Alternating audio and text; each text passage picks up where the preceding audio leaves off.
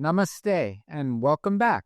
Thank you for joining me on this journey into the exploration of everything health and consciousness. Today, I'm talking about the concept of disease from the Ayurvedic perspective. The Ayurvedic's view of disease is rooted in an ancient and profound understanding of the human body and its connection with the mind and consciousness. Ayurveda views disease not merely as a collection of symptoms, but as ultimately a deeper imbalance or a deeper disharmony within the body's natural systems and energy field. Exploring the root cause of disease is the main viewpoint of Ayurveda in considering how we address the body, mind, and consciousness together. The body, mind, and consciousness are interwoven and ultimately governed by a few fundamental principles that affect our health. If we leave any part out, if we try and separate body, mind, and spirit, consciousness, soul, however you want to look at it, we only have parts and we're never actually treating from a holistic perspective. Ayurveda really is this holistic system that aims to restore the balance and harmony within these three pillars, body, mind, and consciousness. It views life, it views all of creation as a whole, and it views the disease process, dis-ease, as a manifestation of the imbalance of the natural forces that govern life. It doesn't see it as a process of just external pathogens or microbes. That may be part of it, but that's not really just it. We have hundreds of millions of bacteria living in our body. We have hundreds of millions of viruses living in our body. In fact, we have more bacteria and viruses than there are stars in our known universe, which may sound scary, but they're microscopic and they're all there for our benefit, mostly. The ancient Ayurvedic texts provide detailed description of how health can be maintained and the description of how the imbalances come, which lead to the dis-ease or disease process. From the Ayurvedic standpoint, health, swasthya, is defined as the harmonious balance of the three doshas, Vata, Pitta, Kapha, the seven dhatus, the seven bodily tissues, lymph, blood, muscle, fat, bone marrow, nerve tissue, reproductive tissue. The three main bodily humors, which are Agni, that digestive fire. And again, Agni is not just digesting our food, it's digesting our life experience. Ojas, our vitality, which comes from the culmination of cellular nutrition and well-adapted relation to our life experiences. And the final of the three humors is the mala, the waste material. And so all of these put together, along with the body-mind connection, create a viewpoint of health. Any disturbance, any disharmony, any disruption in any of these areas leads to the formation of the dis-ease process. According to Ayurveda, disease is ultimately a complex interplay. It's caused by a complex interplay of internal and external factors. But the root cause of the disease is not often really that immediately apparent to us. The symptoms ultimately come so much later. They're not immediate. They're deeper in the body's imbalances. They're deeper in the system and energy imbalances. Ayurveda tells us that disease comes from three primary causes. The first one is our mental or psychological factors, which Ayurveda calls adhyatmika. And these involve all of our emotional processes, our psychological processes, and spiritual imbalances that influence the body. The emotions that influence the body, Candace Perth wrote about in her book, The Molecules of Emotion, and explained how each different emotion affects our cells, our organs, our enzymes, our neurohormones. Same with the psychological factors. Bruce Lipton wrote in his book, The Biology of Belief, how our cells vibrate at the frequency of thought. When we have emotions such as stress, anger, fear, jealousy, or grief, these are considered major causes of dis-ease because they disrupt our mental equilibrium. And then we make poor decisions, what to eat, how to act, such as this. Then another factor becomes the external physical factors. These refer to any of the environmental influences, climate change, and I'm not talking about climate change, I'm talking about the seasonal changes. What's the climate outside? Our dietary factors, our lifestyle factors, and the exposure to toxins, harmful substances. And this can be in the food, this can be in the air, the water, any of the external situations. It can even be in our clothing, in our laundry detergent, in the products we put on our body. Also, external factors such as inappropriate environment conditions as per our constitution. If we're a skinny Vata constitution who's naturally dry, living in the high desert is not considered an optimum environmental condition for health and vitality of a Vata constitution. That can lead to more Vata illnesses. And then the other factor that Ayurveda considers is spiritual or cosmic factors called adidevika. These include planetary influences, our own karmas. Ayurveda does recognize the influence of divine cosmological energies, and these can impact our health due to spiritual or karmic factors. Modern science doesn't want to subscribe to this or doesn't subscribe to this, but more and more they're realizing that there's uncontrollable factors, why someone spontaneously heals. Maybe it's because of faith. Maybe it's because of good karmas. We don't know. These are considered a major role in Ayurveda. The other major role is the role of the doshas in the disease formation. As we know, the doshas are Vata, Pitta, Kapha. Vata is the air and ether element, Pitta, fire, Kapha, water and earth element. And each dosha has a fundamental energy or a fundamental principle that governs the function of the body. Each dosha's governing functions and structures within the body need to stay in balance. And when one goes out of balance, usually more than one goes out of balance. One leads to the other. In fact, in Ayurveda, it's said that Vata is responsible for about 70% of imbalances. Ultimately, because Vata is prana, life force, it's involved in everything. But Vata specifically is attributed to about 70% of imbalances, Pitta about 20%, and Kapha the other 10%. The Vata dosha and the disease process looks like the disruption in movement and communication in the body. It governs the nervous system. It governs circulation and respiration and elimination, all movements in the body, all cellular communication, the gut-brain axis, the glymphatic system, gut, lymph, and brain. All of these, everything is in communication. DNA, RNA, mitochondria, all cells are communicating with each other. And when that's disrupted, nothing can really work right. When Vata becomes imbalanced, really there's a disturbance in all systems, which can lead to Vata conditions such as dryness, inflammation, pain, irregularity, instability, stuff like this. The root cause of Vata imbalances, first and foremost, is the mind, because Vata is prana. It governs mind, it governs thought. So it's really related to stress and fear, those mental things. Other things that can really disrupt Vata a lot is excessive traveling. If people are traveling for work a lot, changing time zones all the time, this is incredibly disruptive. Likewise, irregular eating habits, eating at different times each day, eating different foods, poor sleep, overexertion, all these things are super aggravating to the Vata constitution. And even if someone's a Pitta or Kapha constitution and they're doing some of these activities, it can lead to Vata imbalances in any constitution because it's a Vata-related activity. Some of the diseases caused by these Vata imbalances, again, are first in the mind.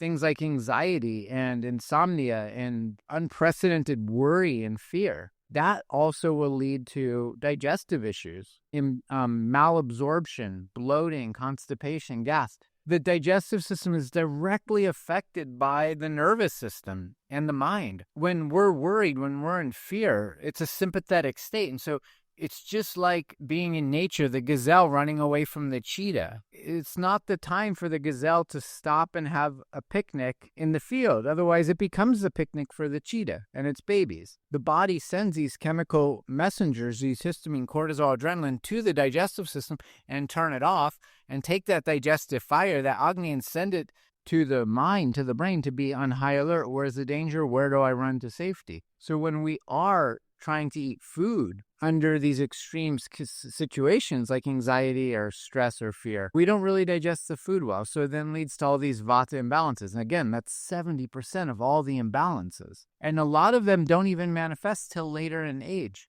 later in our life, because that's the Vata stage of life. The first 20 to 25 years is the water and earth element. We're growing, we're building, we're getting strength. That's Kapha stage. Pitta is fire, it's creativity, it's illumination. So 25 to 65, 70, we're manifesting, we're creating, we're shining. That's the Pitta stage. And then moving back towards the Akash, towards the unmanifest, the final stages of life is Vata. So you've heard the saying, maybe you've heard the saying, I was healthy until I was 60 years old, and all of a sudden I have all these diseases and problems. They were building. There's a pathology to it, and they were building up. It took time for those to manifest. When Pitta's out of balance, when Pitta dosha is out of balance, it causes a lot of things like excessive heat and skin issues, ulcers, gastritis, inflammatory conditions, acne, rashes. You can have diarrhea or jaundice even. Pitta governs digestion, metabolism, and transformation. And it's ultimately responsible for the production of bile enzymes and the regulation of our body temperature. The Pitta organs, the seat of Pitta is the liver and small intestine, the main organs of digestion and assimilation. So when Pitta is out of balance, this inflammation in the gut happens. SIBO, IBS, things like this. Acidity, any type of inflammation in the body can be a Pitta-related thing. A lot of Pittas, you see their skin red, and the emotion behind Pitta is usually related to anger. And a lot of times, anger comes from stress. So you can see how some of these things overlap between Vata and Pitta. Inflammation they share. Stress. Everyone shares stress when out of balance. Vata, the air element, can push the Pitta, can aggravate the fire. So you have a nice campfire, the wind comes, starts stoking the fire, and even if it's a really strong wind, can blow the fire into the forest and start a forest fire. That's when the body starts consuming itself. Looking on to the Kapha dosha, the water and earth element, Kapha, remember, is the first 20, 25 years of life. It's responsible for building the structure of the body, for creating stability in the body, for lubrication of the body. It governs the musculoskeletal system, lubrication of the joints, the respiratory system. And when the Kapha becomes out of balance, especially in excess, it creates mucus, fluid retention, weight gain, stuffiness, mentally, emotionally, and physically. We feel sluggish, stagnation in the body. A typical root cause of Kapha imbalance is sleeping too much. It creates a sluggishness in the lymph. It creates ultimate tamasic, a dulling effect on our mind. Another really kaphagenic imbalance is overeating. We have this is a major problem, at least in the United States. They have these all-you-can-eat buffets, and everyone thinks they need to go there and get their money's worth. You know, the concept of all-you-can-eat buffet was actually meant to be all-can-eat. In Ayurveda, it's ideal that we get all 6 tastes in a meal. In India, they have this thing called a thali where all 6 tastes are represented, and they have containers on the table where if you're a Vata constitution, you want more sweet, sour, salty taste. If you're a Pitta constitution, you want more bitter taste or pungent or astringent. Sweet and astringent and bitter for Pitta. If Kapha, then it should be pungent, bitter, and astringent. These are the tastes that dominate the 3 doshas. So at the meal, all the tastes are represented, and everyone can take what they need more of. But ultimately, at every meal, it's good to have all 6 tastes. These Indian buffets, Chinese buffet, even now they have salad buffets, all you can eat. But really, all can eat. Then you can get what you need for your specific constitution. But we just go there and overeat. And when we overeat, digestion stops. And then we form toxins, and physical activity stops, and there's a physical and emotional heaviness. And then also just climates, cold, damp climates really aggravate Kapha. It's actually the worst climate. The Kapha should be living in the high, dry desert. In any case, the disease that is caused by these Kapha imbalances, number 1 is obesity. That's rampant in the United States. Diabetes, especially from it's in excess of the sweet taste. Asthma, lung respiratory issues, congestion, and definitely conditions like depression, sinusitis, these infections of the lymphatic system. The role in Agni, that digestive fire and disease formation, is a crucial, probably the most crucial factor in our health. A person's vitality, their immunity, and the overall health really depends on the strength of the Agni, the digestive fire. If you have wet wood and you have a very low fire, that wood's never going to light up. You're never going to get warm. When the Agni, the digestive fire, is weak or poor, it leads to poor digestion, and this turns into the accumulation of undigested food particles, which become amma, toxins. So this amma or amavisha, toxic metabolic waste, is the root cause of most diseases in Ayurveda. And it accumulates in the bodily tissues and obstructs the proper natural function of the body. It's like too much wood. A beaver put too much wood in the river. It dams up the river. The channels of the body get dammed up and life force doesn't flow right. The importance of Agni in disease prevention is paramount.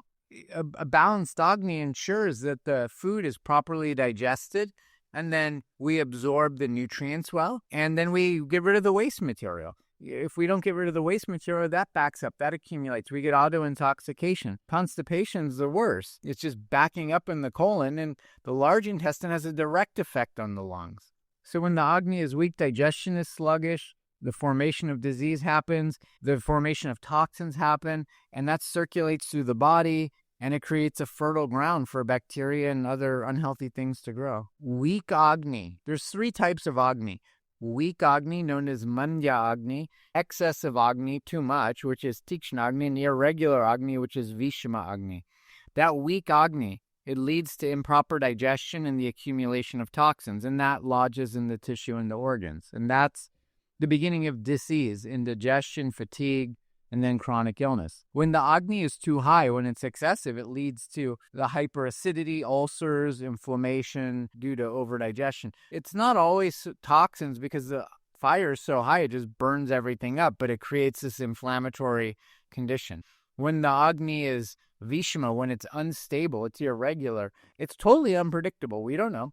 You're going up a roller coaster, you're going down a roller coaster. It creates unpredictable metabolic imbalances. One minute you're starving, the next minute you can't consider eating another bite of food. It creates this erratic appetite. It can give diarrhea or constipation. So the role of Agni is absolutely essential. Likewise, the role of amma is the toxins. Amavisha is toxic metabolic waste.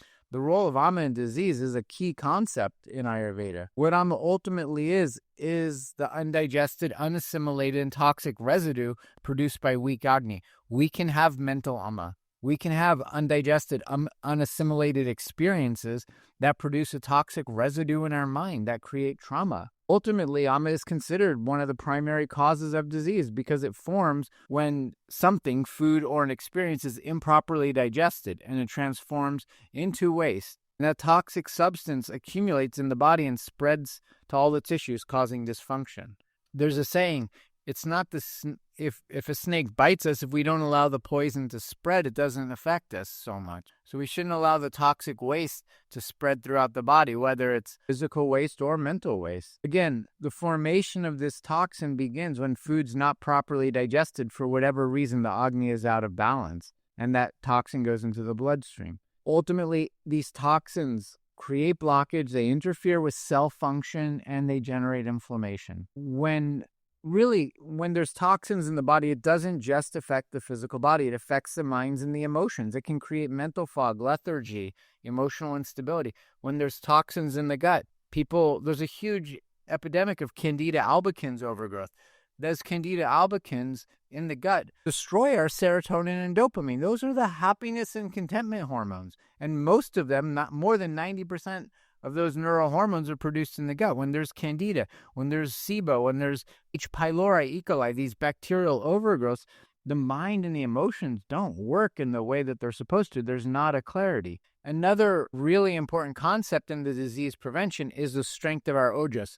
Ojas is the essence of vitality of the body. It's the immune strength. It's the resilience. It's a subtle, refined essence of food that's been properly digested, and it's the key to maintaining overall health. Ojas supports our body's ability to ward off disease. Even if you're exposed to all sorts of pathogens, you may not get anything. And the Ojas is also responsible for healing. It heals the body when we break bones or cuts, any kind of illness. It's responsible for the healing essence, and it maintains also our mental clarity. When the body becomes depleted or weakened from chronic stress, from improper digestion or the amma, the ojas becomes depleted. It's called ojakshaya, the depletion of our ojas, the depletion of our immune system. And we're susceptible to everything at that point. The biggest sign of ojas depletion is fatigue, physical and mental or emotional fatigue. And we've talked about this before, but the dhatus, the 7 tissues, play a valuable role in the disease process because this is where the diseases start to take place. Just as a quick reminder, the 7 tissues are rasa, lymph, rakta, blood, mamsa, the muscle tissue, meda, the fat tissue, ashti is bone, maja is the bone marrow. This composes the nervous system and the immune system. Those aren't 2 different systems. And then finally, shukra or artava dhatu, which is the reproductive tissue.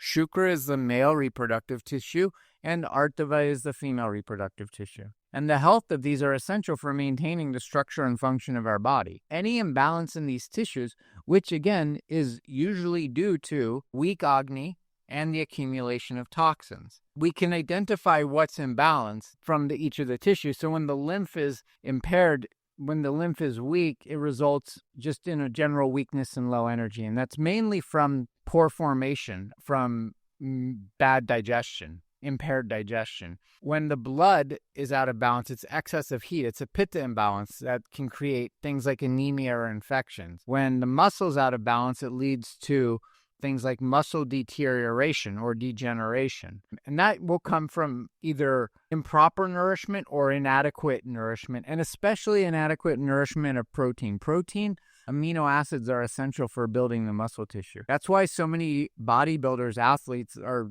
keen on getting enough protein. Then meta, the fat tissue. When there's an accumulation of toxins there, that's when we get things like obesity and these different metabolic disorders. Next on the dhatu, the tissue formation or malformation order, is the bone tissue, ashti. The main contributors to weak bones is emotional stress and weak digestion. And that leads to things like osteoporosis, osteopenia, osteoarthritis, these different bone imbalances. When majadhatu, bone marrow, is disturbed, that's when we really start experiencing lower immunity and other nerve-related diseases, even other bone-related diseases. When the reproductive tissue is weak, we have lack of fertility, infertility, we have a lack of vitality, we have a lack of energy, lack of motivation. And the 2 biggest things, number 1 is chronic stress, not acute stress, chronic stress, and a poor diet or imbalanced digestion. Another consideration, the final consideration in the disease process, is the mind and body connection. Ayurveda really emphasizes this. The mental and emotional imbalances on some level affect our physical health more than just the food we eat. When the mind is in a state of disarray and disharmony, it affects the physical body because it first disrupts the digestion. It disrupts the ojas. It lowers the immunity. And it promotes the accumulation of these toxins, physical, mental, emotional toxins. Long-term mental stress depletes the ojas severely. It weakens the immune system. We're susceptible to everything. Likewise, negative emotions, anger, sometimes anger is necessary. Fear, there's a type of fear that will save our life if the shark is coming for us. But regular long-term anger, fear, grief, extreme grief, aggravates all the doshas. It disrupts all the natural body illnesses. I know this is pretty technical, but it's important to understand how the body works and how toxins are accumulated and how the disease process works.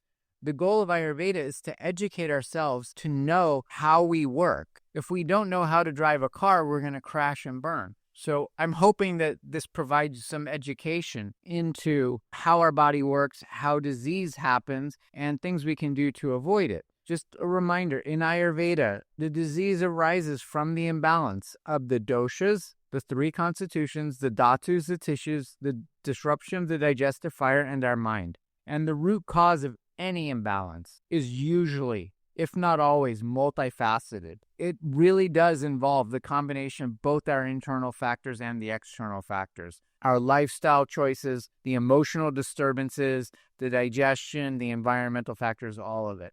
Some of the things we have no control over, and that's why we need to have resilience and we need to have good mental strength. For when there's challenges in the environment that we have no control over, we have to be able to adapt. The accumulation of these toxins, physical and mental toxins, And the weakening of that fire is the fundamental cause of the disease process. And these can all be addressed through balancing the diet, through eating foods that are right for our constitution, through eating foods that are organic and in season.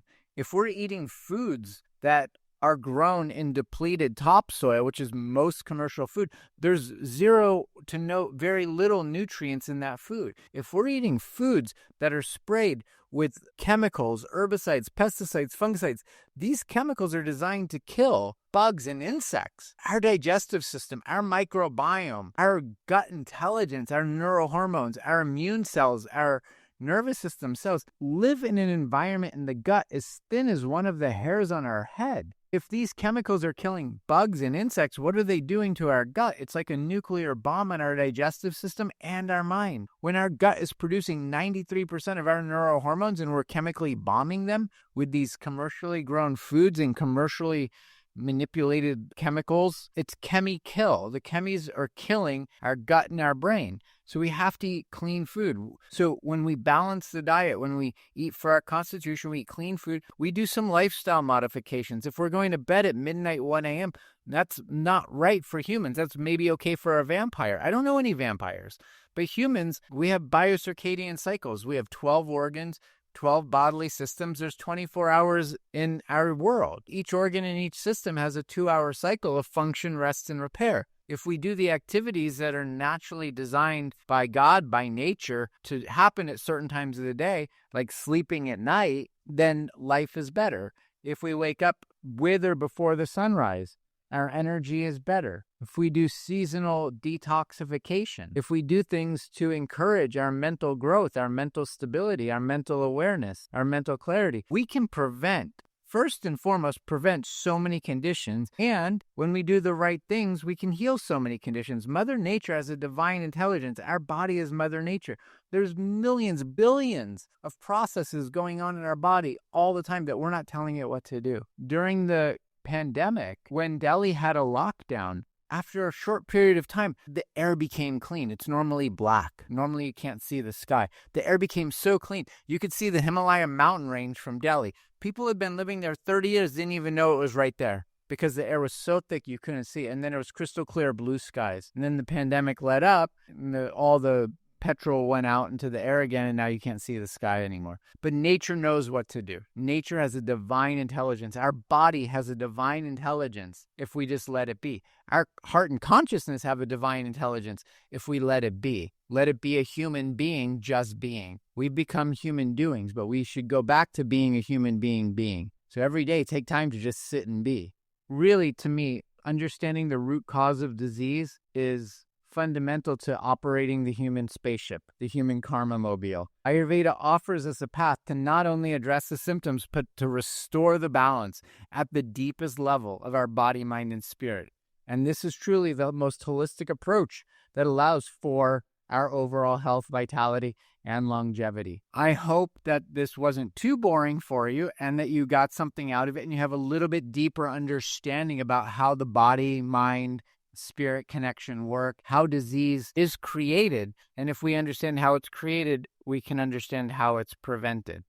Thank you for joining me, as always. And remember, health is an ongoing journey, and we have all the time in the world. Until the next time, may you walk in balance, may you walk in peace, may we spread the light of love everywhere to everyone we meet. Namaste.